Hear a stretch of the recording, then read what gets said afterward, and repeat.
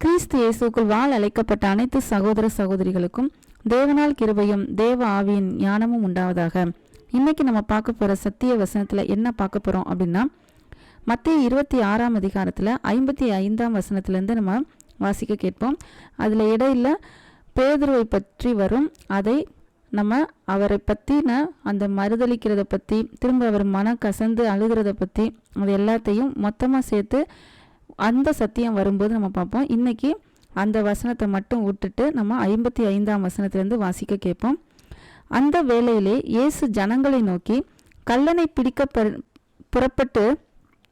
புறப்படுகிறது போல நீங்கள் பட்டயங்களையும் தடிகளையும் எடுத்துக்கொண்டு என்னை பிடிக்க வந்தீர்கள். நான் தினந்தோறும் உங்கள் நடுவிலே உட்கார்ந்து தேவாலயத்தில் உபதேசம் பண்ணி கொண்டிருந்தேன். அப்பொழுது நீங்கள் என்னை பிடிக்கவில்லையே.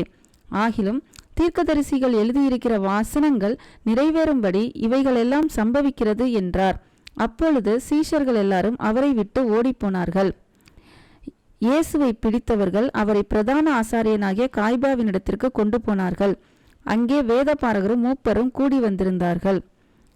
இந்த வசனங்களை நம்ம பார்க்க போகிறோம். இதை தொடர்ந்தும் 59ஆவது வசனத்திலிருந்தும் நம்ம பார்க்க போகிறோம். இந்த வசனங்கள்ல, அதாவது 55ஆம் வசனத்தில் நம்ம என்ன பார்த்தோம் அப்படின்னா, அவர் கேட்குறாரு, கல்லணை பிடிக்க வர்ற மாதிரி ஏன் வர்றீங்க? நான் தான் டெய்லி எங்கே இருக்கேன்? தினமும் தேவாலயத்தில் தானே இருந்தேன். ஏன் இப்போ வர்றீங்க? இப்போ அதுவும் எப்படி பட்டயங்களையும் தடிகளையும் எடுத்துகிட்டு வர்றாங்களாம். யாரை? இவரை பிடிக்கிறதுக்கு. ஏன் அவர் அந்த அளவுக்கு ஆளுங்களை வச்சு, அடியாளுங்களை வச்சு இவங்களெல்லாம் விரட்டி அடிக்க போகிறாரு? அப்படிலாம் இல்லையே. இவர் ஒரு எளிமையானவர். எந்த ஒரு, அதாவது ஸ்ட்ரென்த்தாவோ ஸ்ட்ராங்காவோ அப்படிலாம் இருந்து ஒரு கூட்டத்தை சேர்த்துக்கிட்டு ஒரு புரட்சி பண்ணிக்கிட்டு அப்படிப்பட்டவராக இல்லை. எந்த இதுவுமே கிடையாது. ஒரு பலவீனமான ஒரு கூட்டம். எப்படிப்பட்ட கூட்டம்னா, இவரை பிடிக்க வரும்போது எல்லாரும் ஓடி போயிட்டாங்க.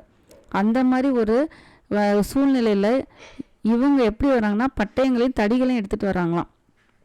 அதுலேயும் பாருங்கள், நம்ம கடைசியாக பார்த்ததில் ஒரு சீஷன், அதாவது பேதுரு தான் என்ன பண்ணியிருக்காரு, பட்டயத்தை எடுத்து வெட்டியிருக்காரு. அதையும் அவர் என்ன பண்ணியிருக்காரு, சுகமாக்கியிருக்காரு. இப்படிப்பட்ட சூழ்நிலையில் இவரை பிடிக்கிறதுக்கு எதுக்கு பட்டயமும் தடியும் எடுத்துகிட்டு வரணும்?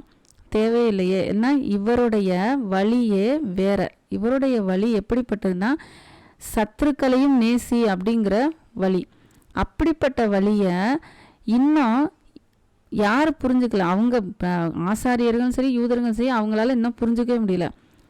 இந்த சூழ்நிலையிலாவது யாராவது மனம் திரும்ப வாய்ப்பு இருக்குது.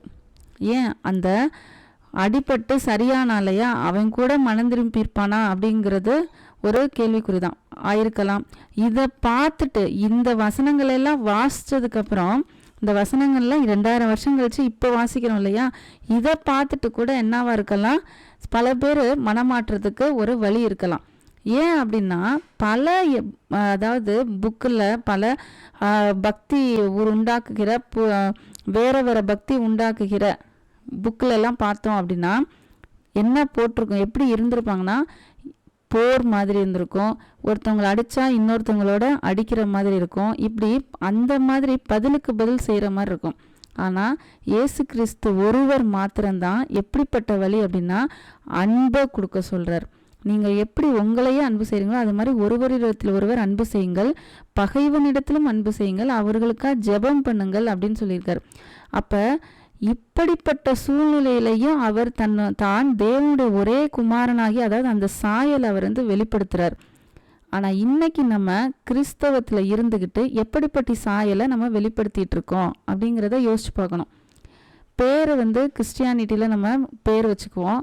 ஆனால் நம்ம செய்கிற செயல் ஃபுல்லாக எப்படிப்பட்டதாக இருக்கும் அப்படின்னா, பிசாசுடைய கிரியைகளாக இருக்கும். நம்ம எந்த அளவுக்கு, அதாவது யாரை நமக்கு ரோல் மாடலாக வச்சுருக்கோம், யார் நமக்கு முன்மாதிரியாக வச்சுருக்கோம், ஆண்டவராக இயேசு கிறிஸ்துவ முன்மாதிரியாக வச்சுருக்கோம். அவர் எப்படி தன்னுடைய வாழ்க்கையை முடிக்கும் தருவாயில் கூட, அதாவது இந்த உலகத்தில் வாழ்ந்த வாழ்க்கையை முடிக்கும் தருவாயில் கூட அவர் சொன்ன மாத்திரமே அதே மாதிரி நடந்து காமிச்சிருக்கார். நம்ம எப்படிப்பட்ட வாழ்க்கையை வாழ்ந்துட்டுருக்கோம்? இவரை பிடிக்கிறதுக்கு பட்டயமும் தேவையில்லை, தடிகளும் தேவையில்லை. அவங்களுக்கு தேவை என்னன்னா, நியாயப்பிரமாணத்தில் ஏதாவது ஒரு இதை எடுத்துட்டு இவர் பேரில் குற்றத்தை சுமத்தி இவருக்கு மரண தண்டனை கொடுக்கணும். அதுதான் அவங்களுக்கு மெயினானது. அப்போ இதை யாரா தடுக்க வந்துட்டாங்கன்னா அவங்க எல்லாம் தள்ளி விட்டுட்டு இவரை பிடிச்சிட்டு போகணுன்ட்டு. ஆனால் இவர் சுற்றி யார் எந்த செக்யூரிட்டியும் கிடையாது. பாருங்களேன், இவர் ஆண்டவர், சகலத்தையும் படைத்தவர், இவருக்கு எந்த செக்யூரிட்டியும் சுற்றி எதுவுமே இல்லை. ஆனால் இன்றைக்கி பார்த்தோம்னா கொஞ்சம் லெவல் பதவியோ ஏதோ ஒன்று கூட வந்துருச்சு அப்படின்னா, ஒரு முன்னாடி 2 செக்யூரிட்டி பின்னாடி 2 செக்யூரிட்டி, அடுத்த லெவல் போயிடுச்சுன்னா இன்னும் செக்யூரிட்டி அதிகமாகிட்டே இருக்குது. ஆனால் அவருக்கு எந்த செக்யூரிட்டியுமே கிடையாது. இதை நீங்கள் எதுக்காக என்னை பிடிக்க வந்தீங்க, இதெல்லாம் தேவையில்லையே, உங்கள் முன்னால் எப்போதுமே இருந்தேனே அப்படின்னு கேட்குறார். ஆனாலும் தீர்க்கதரிசிகள் எழுதியிருக்கிற மாதிரி இது எல்லாம் சம்பவிக்க வேண்டியது. என்ன சம்பவிக்க வேண்டியது அப்படின்னா, இந்த எல்லாத்தையும் அவர் போதிச்சுட்டு எல்லா வேலைகளையும் முடித்து விட்டு இந்த சூழ்நிலையில தான் அவரை பிடிக்கணும் அப்படின்னு இருந்துச்சுன்னா, அது பிதாவுடைய சித்தம் எந்த நேரத்தில் பிடிக்கணும் இருக்கோ அந்த நேரத்தில் தான் அவர் என்ன ஆக போகிறாரு, பலியாக போகிறார். அது வரைக்கும் அவர் மேலே யாருமே என்ன பண்ண முடியாது, கை போடவே முடியாது. ஏன்னா அவர்கிட்ட இருந்தது என்னது அப்படின்னா, அவர் கொண்டு வந்த சித்தம் என்ன, அவர்கிட்ட இருந்தது என்னன்னா, பிதா என்ன செய்யணும்னு சொன்னாரோ, என்ன காண்பித்தாரோ அதை அவர் செய்கிறார். இதுதான் என்னது பெரிய செக்யூரிட்டியே. அது வரைக்கும் யாரும் எதுவுமே பண்ண முடியாது. அதே மாதிரி இயேசு கிறிஸ்து சொல்வார், மேலிருந்து எந்த அதிகாரம் கொடுக்கலன்னா உனக்கு என் மேலே எந்த அதிகாரம் இல்லை அப்படின்னு சொல்லுவார். அப்போ எல்லாமே அவருடைய சித்தப்படி நடக்கிறதுக்கு அவர் முழுசாக ஒப்படைத்து விட்டார். அதே மாதிரி நாமும் எந்த சூழ்நிலையும் அவர் எப்படி நம்மளை வழி நடத்துகிறாரோ அதுக்கு முழுசாக நம்மளை என்ன பண்ணணும், ஒப்படைக்க வேண்டும். இது ஏன் இப்படி நடந்துச்சு, இது ஏன் எனக்கு இவ்வளோ கஷ்டம் வந்துச்சு, ஏன் இப்படி நடக்கணும் அப்படி நடக்கணும்னு இந்த கேள்வியை விட்டுட்டு, அதாவது இது தேவனுக்கு எதிராக புலம்புவதை விட்டுவிட்டு எப்படி கேட்கலாம் அப்படின்னா, எதற்காக என்னை இந்த சூழ்நிலை கொண்டு வந்தார், இதிலிருந்து நான் என்ன கற்றுக்கொள்ள வேண்டும், இதில் கற்றுக்கொண்டு விட்டு அவரை நான் எப்படி மகிமைப்படுத்தணும், எப்படி நான் அவருடைய சாயலில் நான் மாறணும் அப்படிங்கிறத வச்சு நம்ம சிந்திச்சு பார்க்கணுமே ஒழிய, இது ஏன் எனக்கு மட்டும் இப்படி வந்துச்சு, ஏன் எனக்கு இவ்வளோ தூரம் இப்படி நடக்கணும் அப்படின்ட்டு அவருக்கு எதிராக புலம்புவதை நம்ம விட்டு விடணும். எல்லா சூழ்நிலைகளும் எல்லா சந்தர்ப்பங்களும் எல்லாமே எதுவுமே யதார்த்தம் கிடையாது. எல்லாமே நிர்ணயிக்கப்பட்டு சித்தப்படி அவருடைய சித்தப்படி நடந்து கொண்டிருக்கிறது. அப்போ அதற்கு நாம் என்ன பண்ணணும், முழுமையாக நாம் ஒப்படைக்க வேண்டும். அப்படி ஒப்படைத்து கீழ்ப்படிந்து, அது நமக்கு எதிராக இருந்தாலும் சரி, நமக்கு சாதகமாக இருந்தாலும் சரி, ஏதோ ஒரு சூழ்நிலைக்கு நமக்குள்ள கொண்டு போறாரு. அது எதிராக இருக்கும்போது என்ன நம்ம நினைக்கணும் அப்படின்னா, அதற்கு காரணம் எதுவாக இருக்கும், நம்முடைய சுய சித்தமா, நம்முடைய சுய இச்சையா, அப்படி இருந்துச்சுன்னா அதுலேருந்து நம்ம வெளியில் வரணும். இல்லை வேற எதுவுமே தெரியல, எந்த காரணமும் தெரியாமல் நம்ம உள்ள அந்த சூழ்நிலைக்குள்ளே, அதாவது நமக்கு எதிரான சூழ்நிலைக்குள்ளே போயிட்டோம் அப்படின்னா, பிதாவுடைய சித்தம் இதுதான், அதற்குள்ளே நாம் போய் அவருடைய சாயலை நம்ம அணிந்து கொள்வதற்காக ஏதோ ஒரு சூழ்நிலை நமக்கு உருவாக்கி கொடுத்திருக்கிறார் அப்படிங்கிறத நம்ம புரிஞ்சுக்கணும். இப்படி நம்ம அவருடைய சித்தப்படி நம்ம வாழ்க்கையை கொண்டு போனோம் அப்படின்னா, முழுசா அவருடைய ஒரே பேரான குமாரன், அதாவது முதற் பேரான குமாரனை நாம் என்னவாக்க முடியும், சுதந்திரித்து கொள்ள முடியும். அவர் மாதிரியே நம்ம அதாவது அவருடைய சாயலை நம்மிடம் தரித்து கொள்ள முடியும். அதன் மூலமாக பிதாவுக்கு நாம் பிள்ளைகளாக மாற முடியும். இப்படி இந்த விஷயத்துல கூட நம்ம எப்படிப்பட்டவர்களாக இருக்கணும் அப்படிங்கிறத கற்றுக்கொள்ள முடியுது. அடுத்த வசனத்தை பார்த்தோம் அப்படின்னா, தீர்க்கதரிசிகள் எழுதியிருக்கிற வசனங்கள் நிறைவேறும்படி இவைகள் எல்லாம் சம்பவிக்கிறது என்றார். அப்பொழுது சீஷர்கள் எல்லாம் அவரை விட்டு ஓடி போனார்கள்.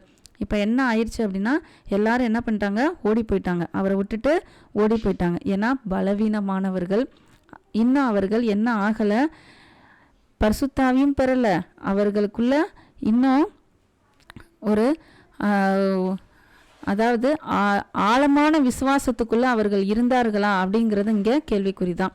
அடுத்தது 57வது வசனத்தை பார்ப்போம். இயேசுவை பிடித்தவர்கள் அவரை பிரதான ஆசாரியனாகிய காய்பாவின் இடத்திற்கு கொண்டு போனார்கள். அங்கே வேதபாரகரும் மூப்பரும் கூடி வந்திருந்தார்கள். 59லேருந்து, ஏன்னா 58 நம்ம பின்னால் பார்க்க போகிறோம். பிரதான ஆசாரியரும் மூப்பரும் சங்கத்தார் யாவரும் இயேசுவை கொலை செய்யும்படி அவருக்கு விரோதமாய் பொய் சாட்சி தேடினார்கள். ஒருவரும் அகப்படவில்லை. அநேகர் பொய் சாட்சி சொல்லியும் அவர்கள் சாட்சி ஒவ்வவில்லை. கடைசியிலே 2 பொய் சாட்சிகள் இப்போ என்ன வர்றாங்க, 2 பொய் சாட்சிகள் வராங்க. இந்த 57வது வசனத்தில் பார்த்தோம் என்ன அப்படின்னா, இயேசுவை பிடிச்சுக்கிட்டு எங்கே கொண்டு போகிறாங்கன்னா பிரதான ஆசாரியனாக காய்பாவினிடத்தில் கொண்டு போனார்கள். இது யதார்த்தமான ஒரு வசனமாக இருக்கலாம், ஆனால் இது எவ்வளோ பெரிய சத்தியம் தெரியுமா? இதில் என்ன சத்தியம் இருக்குது அப்படின்னு கேட்கலாம். ஆனால் இதில் மிகப்பெரிய சத்தியம் இருக்குது. இதில் இயேசு கிறிஸ்து தான் அந்த பலியாக போகிற ஆட்டுக்குட்டி, இவர் தான் பஸ்கா ஆடு அப்படிங்கிறது இங்கே ஒரு மிகப்பெரிய சத்தியம் இருக்குது. எப்படி அப்படின்னா, பழைய ஏற்பாட்டில் யாத்ராமம் லேவியராமத்தில் 22 23 அதிகாரத்தில் நம்ம வாசிக்கும் பொழுது எப்படிப்பட்டதாக இருக்குது அப்படின்னா, ஒவ்வொருவரும் தங்களுடைய பாவ நிவாரணத்துக்காக என்ன பண்ணுவாங்க அப்படின்னா, அந்த பலியை செலுத்த வரும் பொழுது ஆட்டுக்குட்டி என்ன பண்ணுவாங்க, கொண்டு வருவாங்க. அப்படி கொண்டு வர்றது பழுதற்றதும் எந்த இடத்துலையும் எங்கேயுமே எந்த ஒரு குறையும் இல்லாததை தான் கூட்டிகிட்டு வருவாங்களாம். கூட்டிகிட்டு வந்து யார்கிட்ட கொடுப்பாங்க அப்படின்னா, பிரதான ஆசாரியன்ட்ட கொடுப்பாங்க. அந்த ஆசாரியன் என்ன பண்ணுவார் அப்படின்னா, அதை முழுசாக செக் பண்ணுவாங்க. அதை எல்லா விதத்துலையும் செக் பண்ணிவிட்டு அது எந்த விதத்துலையும் பழுதற்றதான் இருந்ததுக்கு அப்புறம் தான் என்ன பண்ணுவாங்களாம், அதை பலி கொடுப்பாங்களாம். அதே மாதிரி இங்கே எம் பெருமானாகிய இயேசு கிறிஸ்துவையும் ஆண்டவராகிய இயேசு கிறிஸ்துவையும் எப்படி பிரதான ஆசாரியன்ட்ட கொண்டு வந்து எந்த பழுதுமே இல்லை அப்படின்னு சொல்கிற அளவுக்கு தேடி தேடி பார்க்குறாங்க. எங்கேயுமே பழுதே இல்லை. கடைசியாக எப்படி கொண்டு வர்றாங்க, பொய் சாட்சி 2 பேரை கிரியேட் பண்ணுறாங்களாம், உருவாக்குறாங்க. எப்படி அப்படின்னா, அதுவும் பொய் சாட்சி, உண்மையான சாட்சி கிடையாது, பொய் சாட்சி. 61ஆம் வசனம், தேவனுடைய ஆலயத்தை இடித்து போடுங்கள், 3 நாளைக்குள்ளே அதை கட்டவும் என்னாலே ஆகும் என்று இவன் சொன்னான் என்றார்கள். அதை எப்படி அவங்க புரிஞ்சுக்கிட்டாங்க அப்படின்னா, வெறும் தேவனுடைய ஆலயம் அப்படின்னா கட்டடத்தை நினச்சிக்கிட்டாங்க.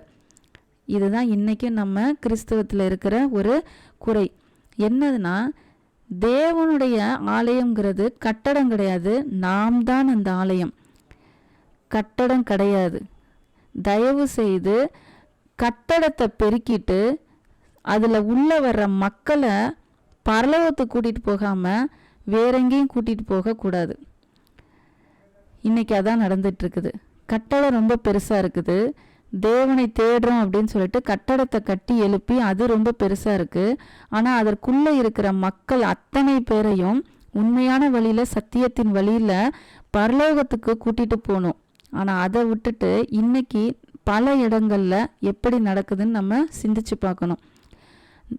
தேவனுடைய கட்டடம், அதாவது தேவனுடைய ஆலயங்கிறது கட்டடம் இல்லை. இங்கு இயேசு கிறிஸ்து தன்னுடைய சரீரமாகிய ஆலயத்தை சொன்னான்னு போட்டிருக்கு. அப்போ இயேசு கிறிஸ்துவோடைய சரீரத்தை அவர்கள் பலி கொடுக்க போகிறாங்க. பலி கொடுத்தா 3ஆம் நாள் என்ன ஆகவர், உயிர் தழுவார். அப்போ தேவாலயத்தின் திரைச்சீலை 2ஆக கிழிந்தது அப்படின்னு போட்டிருக்கு. அப்போ கட்டின ஆலயம் எல்லாமே ஒரு நிழல். அந்த நிழலை நிஜமாக வந்தவர் இயேசு கிறிஸ்து. தேவாலயத்திலும் பெரியவர் இங்கே இருக்கிறார், அதுதான் இயேசு கிறிஸ்து. அவர் தான் தேவனாகிய கர்த்தராகிய இயேசு கிறிஸ்து.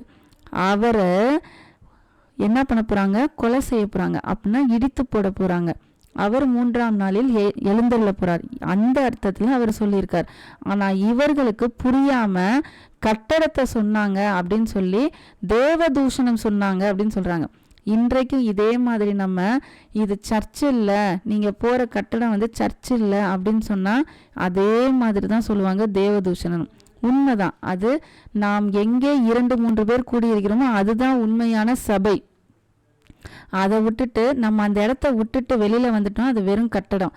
அங்கே யார் இருக்க மாட்டாங்க, தேவன் இருக்க மாட்டார். எங்கே ஆத்துமாக்கள் அவருடைய நாமத்தின் நிமித்தம் உண்மையாக சத்தியத்தின்படி சாட்சியாக அங்கே கூடியிருக்கிறார்களோ அங்கே தான் தேவன் இருப்பார். ஒழிய உதட்டளவில் அவரை துதித்து கொண்டு ஸ்தோத்திரம் பண்ற இடத்துலையும் இருக்க மாட்டாரு. அவர்கள் இல்லாதப்பவும் அந்த இடத்துல அவர் இருக்க மாட்டாரு. ஆத்துமாக்கள் எப்போ கூடி அவருடைய நாமத்தின் நிமித்தம் சத்தியத்தின் நிமித்தம் கூடி வந்திருக்கிறார்களோ அப்பதான் ஆண்டவராகிய இயேசு கிறிஸ்து அவர்கள் நடுவே இருப்பார். அதுதான் உண்மையான, அப்பதான் உண்மையான ஆலயம், அப்பதான் உண்மையான சபை. ஏன்னா பின்னாடி இது நிருபங்கள்லையும் பவுல் சொல்லியிருக்காரு, நாமே அந்த ஆலயம். இந்த ஆலயத்தை நம்ம என்ன பண்ணணும், பரிசுத்தமாக்கணும். அவருடைய வசனத்தை வைத்து நம்ம பரிசுத்தமாக்கணும். இயேசு கிறிஸ்துவை ஏற்றுக்கொண்டு அவருடைய வசனத்தை வைத்து நம்ம பரிசுத்தமாக்கணும். இந்த ஆலயத்தை நம்ம அவருடைய சித்தப்படி கொண்டு போகணும். அதை விட்டுட்டு கட்டடம் கட்ட போகிறோம், அதில் எவ்வளோ இன்னும் டெக்கரேட் பண்ணணுமோ, எவ்வளோ லைட்ஸ் போடணுமோ, அதுக்கு தேவையில்லாத செலவை பண்ணிட்டு அதுதான் முக்கியம், அதுதான் பிரதானம் அப்படின்ட்டு அதுக்கு தேவையான என்னென்ன வேணுமோ அதுக்கு காணிக்கையாகவோ தசமபாவம் வாங்கிறது என்னது? தேவனுக்கு விரோதமானது. அதுக்கு பதிலாக அந்த செலவு பண்ணுறதுக்கு பதிலாக பல ஆத்துமாக்களை தேவனுக்குரிய வழியில் கொண்டு போய் அவருக்கு சித்தப்படி அவர்களை நடத்தி அதற்கு தேவையானப்ப அதுக்கு அந்த அநீதியான பொருள் உலகப் பொருளை அதுக்காக நம்ம பயன்படுத்தினோன்னா அது தேவனுடைய சித்தம். அதை விட்டுட்டு இது இப்போ உள்ள ட்ரெண்டிங்கான சர்ச்சு, இப்போ உள்ள ஃபேஷனான சர்ச்சு இப்படி தான் இருக்குது அப்படின்ட்டு அதை நினச்சி மயங்கியும் பல பேர் போகிறாங்க. அப்படி நினச்சி மயங்கி போனாலும் அப்பேற்பட்டவர்கள் முடிவு பரியந்தம் நிலைச்சு நிற்கவே முடியாது. அதை நம்ம ரொம்ப கவனமாக நம்ம சிந்தித்து பார்க்கணும். ஏன் அப்படின்னா ஆதியிலேயே அவர்கள், அதாவது ஆதி கிறிஸ்தவர்களே வீடுகள் தோறும் அப்பம் பிட்டு அவரை நினைவு கூர்ந்தார்கள். அதனால எந்த இடத்துல இருந்தாலும் உண்மையான சத்தியத்துக்கு நம்ம மிகவும் பிரதானமாக முக்கியத்துவம் கொடுத்து அதற்கு நம்ம என்ன பண்ணணும், நம்ம வாழ்க்கையை ஓட்டி கொண்டு போகணுமே ஒழிய இந்த சர்ச்சு பெருசா அந்த சர்ச்சு பெருசா, இது ஏசி சர்ச்சா இது இப்படி சர்ச்சா அப்படிலாம் கிடையாது. கட்டடம் இருக்கலாம், கூடி வர்றதுக்காக ஒரு கட்டடம் கட்டலாம், அதில் எந்த தப்பு இல்லை. ஆனால் அந்த கட்டடத்தையே அழகுபடுத்தி கொண்டுக்கிட்டே இருந்தால் எப்போ மக்களை தேவனுக்கு முன்னால் அழகுபடுத்தி கொண்டு போகிறது? அதனால இதனால என்ன ஒரு இது ஆகுனா பண தேவை அதிகமாகும், அப்புறம் மக்கள்கிட்ட பணத்தை பற்றி பேசுகிற மாதிரி இருக்கும், அப்புறம் காணிக்கையை பற்றி பேசுகிற மாதிரி இருக்கும். இன்னும் அவர்களை வேறு லைனில் கொண்டு போய் நீங்கள் விதைச்சிங்கன்னா உங்களுக்கு ஆசீர்வாதமாக இருப்போம்னு சத்தியமே மாறி போயிடும். இப்படிப்பட்ட விஷயங்கள் இன்று பரவலாக ஓடிக்கொண்டிருக்கிறது. இந்த மாதிரி விஷயங்கள்லேருந்துலாம் நம்ம என்ன ஆகணும், தப்பித்து கொள்ள வேண்டும், கவனமாக இருக்க வேண்டிய சூழ்நிலையாக இருக்கிறது. அதனால் அவர் சொன்ன ஆலயம் எப்படிப்பட்டதுங்கிறத நம்ம புரிஞ்சுக்கணும். அன்றும் பிரதான ஆசாரியர்கள் புரிஞ்சுக்கல, அவர்களும் வேதத்தை படித்தவர்கள், இன்றும் யார் புரிஞ்சுக்கலைன்னு நம்ம சிந்தித்து பார்க்கணும். அது போதகத்தை போதிக்கிறவர்களும் புரிஞ்சுக்க இல்லையா, இல்லை விசுவாசிகளும் புரிந்து கொள்ளவில்லையா அப்படிங்கிறத நம்ம சிந்தித்து பார்க்க வேண்டிய நேரமாக இது இருக்குது. அடுத்தது 62ஆம் வசனம். அப்பொழுது பிரதான ஆசாரியன் எழுந்திருந்து அவரை நோக்கி, இவர்கள் உனக்கு விரோதமாய் சாட்சி சொல்லுகிறதை நீ ஒன்றும் சொல்லுகிறதில்லையா என்றான். இயேசுவோ பேசாமல் இருந்தார். அப்பொழுது பிரதான ஆசாரியன் அவரை நோக்கி, நீ தேவனுடைய குமாரனாகிய கிறிஸ்துதானோ, அதை எங்களுக்கு சொல்லும்படி ஜீவனுள்ள தேவன் பேரில் உனக்கு ஆணையிட்டு கேட்கிறேன் என்றான். அதற்கு இயேசு, நீ சொன்னபடிதான், அன்றையும் மனுஷகுமாரன் சர்வ வல்லவருடைய வலது பார்சத்தில் வீற்றிருப்பதையும் வானத்தின் மேகங்கள் மேல் வருவதையும் இது முதல் காண்பீர்கள் என்று உங்களுக்கு சொல்லுகிறேன் என்றார். இப்பையும் பிரதான ஆசாரியன் திரும்ப திரும்ப கேட்குறான். கேட்டதுக்கு அப்புறமும் இயேசு கிறிஸ்து வாயை திறந்து பேசுகிறாரு. பேசுனதுக்கு அப்புறமும் அவங்களால அதை ஏற்றுக்கொள்ளவே முடியல. அவர் வலது பார்சத்தில் வீற்றிருப்பதையும் காப்பீங்க அப்படிங்கிறதையும் சொல்கிறார். இதில் பார்க்கணும், உண்மையே சொல்கிறாரு, அதே நேரத்தில் பிரதான ஆசாரியனால் ஏற்றுக்கொள்ள முடியல. அப்போ இங்கே என்ன நம்ம புரிஞ்சுக்கணும் அப்படின்னா, இயேசு கிறிஸ்து அந்த இடத்துல உண்மையை சொன்னாலும் அவர்களால் ஏற்றுக்கொள்ள முடியாத காரணம் என்னன்னா, அவர்கள் ஏற்கனவே தங்களுடைய எண்ணங்களில் ஆல்ரெடி என்ன பண்ணிட்டாங்க, ஒரு விதமான கருத்துக்களை ஃபிக்ஸ் பண்ணிட்டாங்க, பதிய வச்சுட்டாங்க. அவர்களுக்கு திரும்ப போய் உண்மையை சொன்னாலும் அவர்களால் என்ன பண்ண முடியல, ஏற்றுக்கொள்ளவே முடியல. இன்றும் அதே மாதிரி தான் நடக்குது. பல கிறிஸ்தவர்கள் அதை போதித்து கொண்டு இருக்கிறவர்கள் ஏற்கனவே தங்களுடைய எண்ணங்களில் பலவிதமான கலப்பட கருத்துக்களை பதிய வைத்து விட்டார்கள். அவர்களுக்கு திரும்ப நம்ம உண்மையை காமிச்சோன்னா என்ன பண்ண முடியல, அவர்களால் ஏற்றுக்கொள்ள முடியல. அன்று பிரதான ஆசாரியன் செய்த தவறு இன்றும் நடந்து கொண்டிருக்கிறது. அந்த கூட்டத்துக்குள்ள நம்ம இல்லாம நம்ம தப்பித்து கொள்ள வேண்டும். ஏன்னா அவங்க அந்த கருத்துக்களில் பழகி அதில் ஊறி போயிட்டாங்க. அது மட்டும் கிடையாது, இதனால் அவர்களுக்கு என்ன பிரயோஜனம்னா, தங்கள் எப்பொழுதுமே பெருமையாகவும் மேட்டிமையாகவும் இருக்கிறதுக்கு அவர்கள் என்ன ஆயிட்டாங்க, பழகிட்டாங்க. கொஞ்சம் இறங்கி என்னதான் சொல்ல வர்றாரு, ஏன் இப்படி சொல்றாரு அப்படின்னு அவர்களால் கேட்கறதுக்கு காதே இல்லை, செவியும் அடைப்பட்டு விட்டது. அதனால இயேசு கிறிஸ்து அந்த இடத்துல உண்மையை சொல்லி அவர்களால் என்ன பண்ண முடியல, ஏற்றுக்கொள்ள முடியல. உண்மையை எப்படி சொல்றாரு, பல மடங்கு தாண்டியும் சொல்றாரு. எப்படி, வானத்தின் மேகங்கள் மேல் வருவதையும், எப்படி சர்வ வல்லவருடைய வலது பரிசத்தில் வீற்றிருப்பதையும் அவர் சொல்றாரு. அதையும் அவங்களால என்ன பண்ண முடியல, நம்பவே முடியல.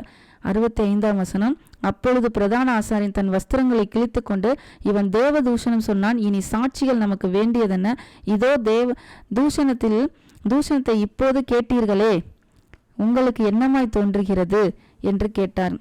அதற்கு அவர்கள் மரணத்துக்கு பாத்திரனாய் இருக்கிறான் என்றார்கள். இப்பதான் என்ன பண்றாங்க, வாயை திறந்தே சொல்றாங்க, மரணத்துக்கு பாத்திரனாய் இருக்கிறான். உண்மையாவே தேவனுடைய குமாரன்னு சொன்னதுக்கு அப்புறம் அவர்கள் என்ன சொல்றாங்க, மரணத்துக்கு பாத்திரனா இருக்கிறான். அப்படின்னா என்னன்னா, பிரதான ஆசாரியன் அந்த பஸ்கா ஆட்டை, அதாவது ஆட்டுக்குட்டியை என்ன பண்றாரு, செக் பண்ணிட்டாரு, பழுதற்றதா இருக்குதுன்னு தெரிஞ்சு போச்சு. ஆனா அதையே எப்படி பொய் சாட்சி சொல்லி அவரை என்ன பண்றாங்க, மரணத்துக்கு ஒப்பு கொடுக்க போறாங்க. அந்த ஆட்டுக்குட்டியை மரணத்துக்கு ஒப்பு கொடுக்க போறாங்க. முழு பாவங்களும் அவர் மேல சுமத்தப்பட்டு நம் பாவங்களுக்காக அவர் என்ன ஆக போறாரு, மரணத்துக்குள்ளாக போறாரு. இதையும் எங்க முடிவு பண்றாங்க, ஆசாரியர்கள் கூடியிருந்த இடத்துல முடிவு பண்றாங்க. அங்கே லேவியர் ஆகமத்துல சொல்லப்பட்ட அந்த நிழல் இங்கே நிஜமாயி விட்டது. அதனால இன்று நாம் பார்த்த சத்தியத்துல யதார்த்தமா நடந்த சம்பவங்களாக இருக்கலாம் அப்படின்னு நம்ம நினைப்போம். அதாவது ஒரு கதை மாதிரி நினைக்கலாம். இது கதை மட்டும் கதை கிடையாது, உண்மையான நிஜம்தான். நிஜ கதையின் மட்டும் கிடையாது. இதிலிருந்து நாம் என்ன இன்னைக்கு கற்றுக்கொள்ள வேண்டும் அப்படிங்கிறத நிதானித்து சிந்தித்து, இன்று நாம் எப்படிப்பட்ட சபையாக இருக்கிறோம், அவருடைய சரீரத்துல கட்டப்பட்ட எப்படிப்பட்ட ஆலயமாக இருக்கிறோம் அப்படிங்கிறதை நம்ம சிந்தித்து பார்க்கணும். எதற்கு நம்ம அடிமையாக இருக்கிறோம் அப்படிங்கிறதை நம்ம சிந்தித்து பார்க்க வேண்டிய நேரமாக இது இருக்கிறது. அடுத்த சத்தியத்தில் நம்ம இன்னொரு சத்தியத்தை நம்ம பார்ப்போம்.